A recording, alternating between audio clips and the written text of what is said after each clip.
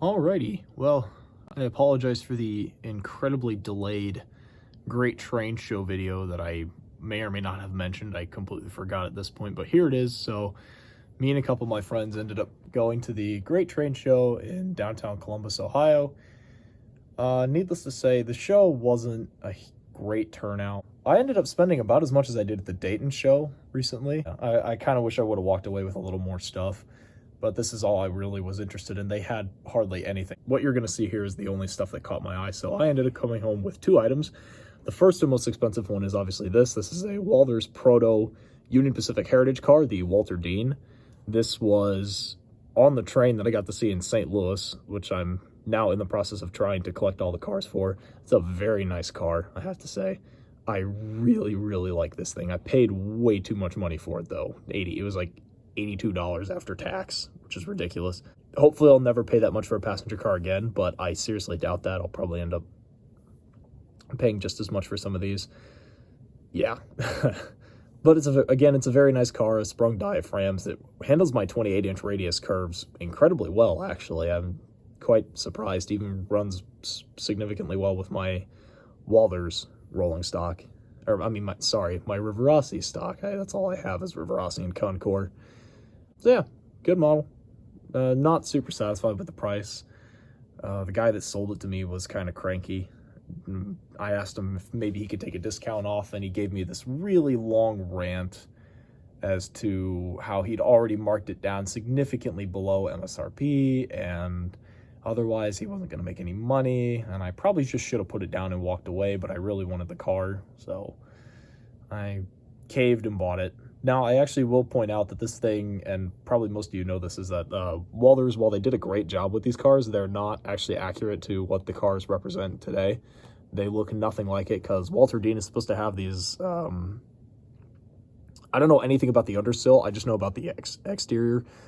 Walter Dean is supposed to have a bunch of, like, I don't know, radio antenna along the top here, like about to where this window is, and same with the back, about to here on the car somewhere, I don't know. That's not included. I don't know if I'm ever going to add that stuff. I kind of don't really want to take the time to mod it, not until I get my modeling skills up to par. But, I mean, maybe someday I'll do that. Otherwise, good car. Again, absolutely love it. So like I said, this was $82. I spent $122. The other $40, it was actually more of an impulse buy, because this one I actually wasn't even looking for. And okay, so there was this one seller, it was a couple that was selling a bunch of Baltimore and Ohio stuff. They had a crap ton of Rivarossi IHC steam locomotives. They had this gorgeous 080 that I really wanted to take home, but I don't model B&O, and they wanted $50 for it, and I really didn't want to pay $50 for a small steam engine, so I just kind of let it go. There's also a guy that was selling a Walthers Proto 2000 USRA 080 for the New York Central, and that I almost came home with, but that was also $165, and that would have basically put me out of money for the entire show. I didn't really want to come do that. I still have a good chunk of cash because I only spent $122. So the other $40 went into this next item. I'll pull it up in just a second, but the story of it was I was at this booth talking to the couple and left for a bit and came back to see if they had anything else. And lo and behold, this engine was sitting on the table, and I had not seen it before. I asked them if they'd just pulled it out, and they said no. We'd sold it, and the gentleman that bought it took it to the test track that they had at the show and put it on the track, and only the light turned on.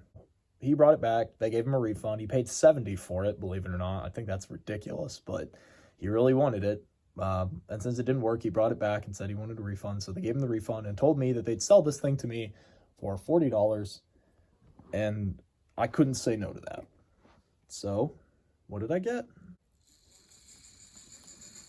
It's the Lionel American Freedom GS4 in surprisingly good condition, actually. I was thoroughly impressed with how good a shape this guy's in. It is by no means perfect. It is missing the steps off the tender, if you'll notice. Here, I'll move the camera. You can see that that the steps are broken off the tender back here, but that's honestly excusable. I have modified the horn hook. I need to make a video on that, actually, of how these work. I got the idea from another channel. Maybe I'll go into that later, but that's not the focus.